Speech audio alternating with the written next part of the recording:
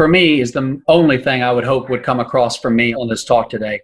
Steve called them skills.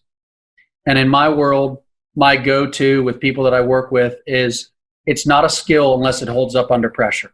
The reason that athletes take ground balls, the reason they throw bullpens, the reason they scrimmage in football, the reason they practice a chip shot for hours upon hours upon hours is because when the moment matters, when there is a score to be kept, a match to be won, it's not a skill unless it holds up under pressure. Here's what we say with the mental performance department at the Blue Jays. Elite performers can skillfully regulate their attention and their emotion under pressure in any environment. That's what this is about. These 6 core skills, these psychological skills that Steve has spent a lifetime working through in his own life, the only way out is through. He went in to go out, are ones that we've put in front of Steve, and we've tried to make them accessible for our audience. We all know that the language we use with the people that we work with is everything. You want to get somebody to buy in, the language can't sound woo-woo. Steve, we have we call it cognitive diffusion. We just call that let go with a baseball player. Steve talks about acceptance. We call that composure. Our mantra for that is embrace the stuff. Stuff stands for situations, thoughts, unforeseen circumstances, feelings, and failure. Avoiding that is a surefire way that more of it is about to come in a bigger wave. This is why we have to learn to surf. I would say common knowledge is not common practice. And what I mean by that is my number one go-to, Patty, would probably be, do you know how to land in the present moment? Do you know how to fully be right here, aware that your stomach is saying something's wrong? I hate what just happened, but not going internal. And Steve said it, a CBT approach where you're going into your cognitions, emotions, and sensations, debating them, exploring them, means you're not externally focused. What is my mission right now? What am I here to do? So I'd say it's, Steve, we call it contact with the present moment. It's be here now. The present moment is the only moment we have any power over. And our mind loves to be a storyteller and a time machine. Doc Brown will pull up in the DeLorean and say, get in, and let's go worry about the future, Marty, which is why the samurais... Is that why you said land in the present moment? Because you're coming in the DeLorean? The DeLorean's coming in. Okay, yeah. Right. Does a performer know how to fully land in the moment? Do they know? Intuitively, yes. There's some stress. But what makes it hard? Well, the relationship between pressure and performance makes it hard. When the game or when life speeds up, the biggest derailers of performance are anger or anxiety, the things going on in my head or the emotions. So do I know how to get present? And then if I were saying another one, I would say Steve called earlier, enact its values. With us is live your legacy. What do you want to define you? Is that one that moment was awesome. Does that define you? That one moment was terrible. Does that define you? What does define you? And then third, we call it full send. So if I'm working with an athlete in the moment and a quick return to the moment strategy, it's going to be something along the lines of embrace the stuff that just happened, contact with the present moment, grounding myself, and then full send. Thinking time is over. Military is great about this. Paralysis by analysis. For those who aren't in the gen. Okay. There is a time for thinking, there is a time for training, and there is a time for doing. And if you're in your wind-up saying, should I be throwing this curveball? It doesn't matter. It's going to suck. When you step into the box, when you step into the rubber, or when you are about to get on that helicopter, it is time to trust the training. There is no more paralysis by analysis. This is what I'm here to do. I'm going to execute. Full send. Full send. No, like as you're clicking the send button on the email, you're not like just half clicking. You're like clicking and that's that. Yeah. Steve, you mentioned offhand almost, because I'm sure you've shared this thousands of times, but for our listeners, I often, with guests, will ask them to share a sweaty palms moment, or what I call a sweaty palms moment, which is the 10 seconds before you jump. Right? I know I'm going to do this. It's almost worse if I don't do this. and I need to be fully present for me to do this properly, because I'm either cutting someone open on the surgery table, I'm about to walk out and perform a sonata in front of the Metropolitan Opera, I am stepping up on the mound in Game 7. Like, there's all sorts of circumstances that are, this is a moment where it's full send and I can't be anything else. But that produces physiological responses, sweaty palms being the most common. And that's often a time where people recognize how important this is, either having mastery or, at the time, sometimes people talk about, I didn't have mastery and here's how it worked out. You mentioned panic disorder, which I know features early on in that book I mentioned. Is that your sweaty palms moment where you realized, all right, this isn't it for me? Or have there been other times? You also gave a great TED talk. Were you nervous before that?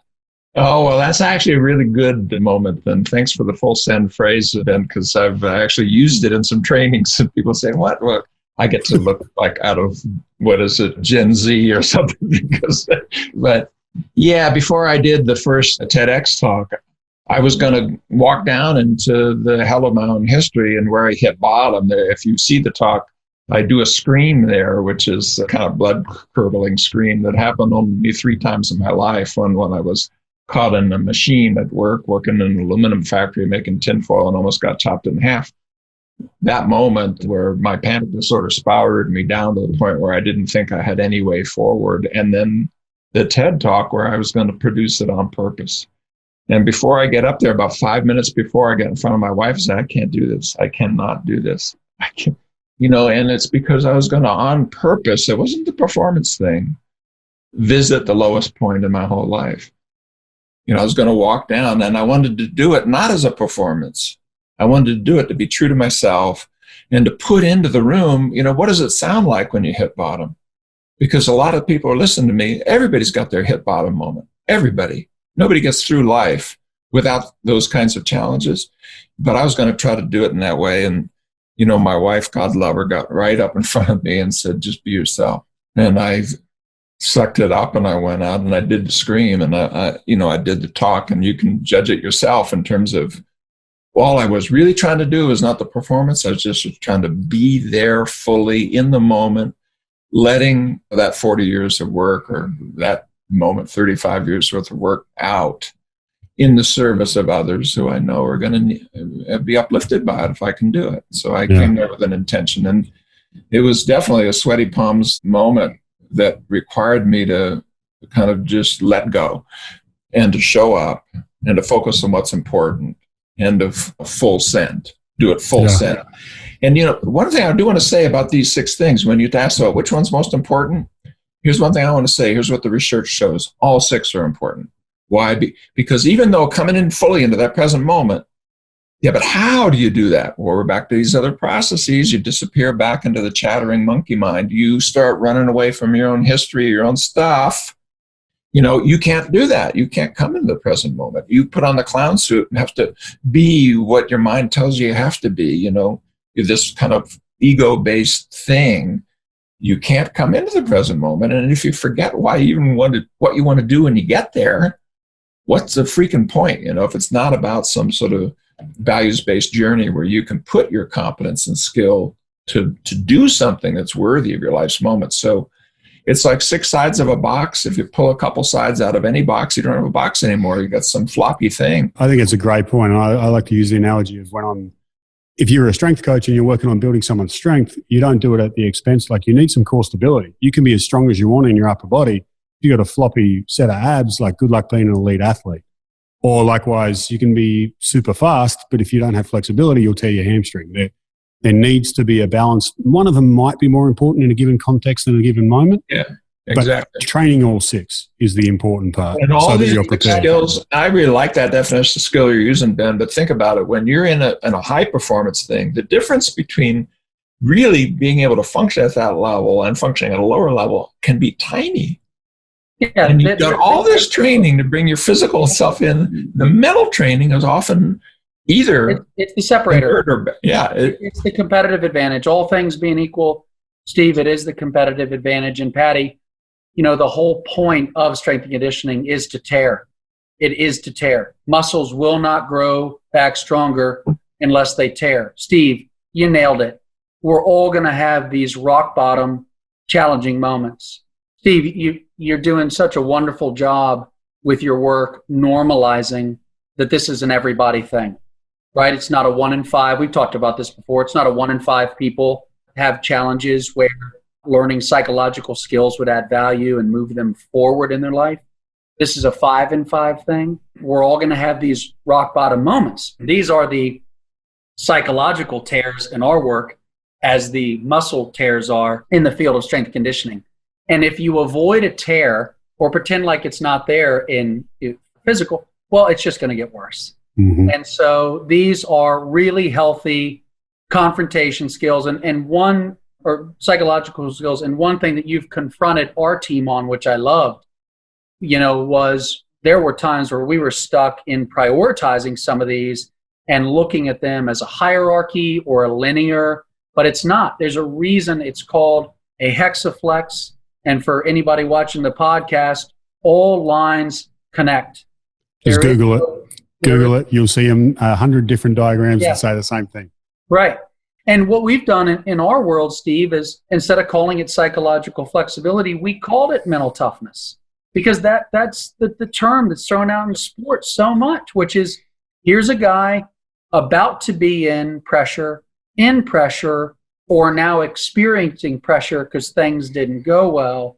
And what set of mental qualities does he or she possess that it's going to allow them to have the fastest possible turnaround, whether they have to perform the next mission the very next night after they've lost a comrade, or whether they have to go out and play the very next night after going 0 for 4.